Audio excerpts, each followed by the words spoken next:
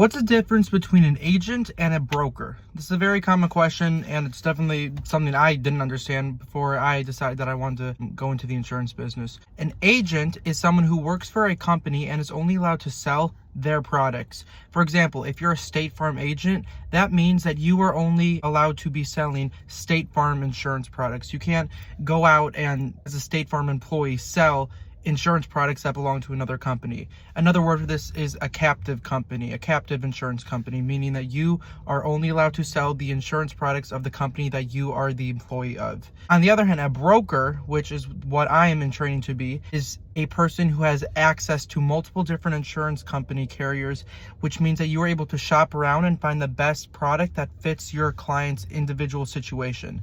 I like this much better because as a captive agent, I feel like you'd be kind of forced to sell a product to clients that doesn't always fit for their situation. But as a broker, you are contracted with multiple different insurance companies, so you have access to all these products from all these different companies.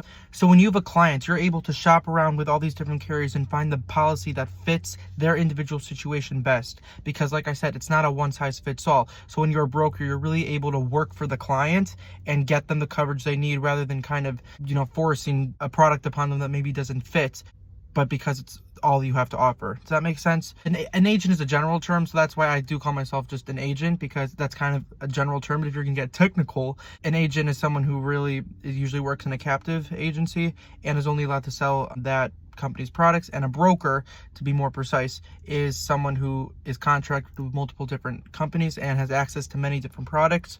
And it usually provides much more freedom and options when you're trying to shop around for your clients. So that's an answer to a very common question and I was definitely curious about the difference was when I started. So yeah.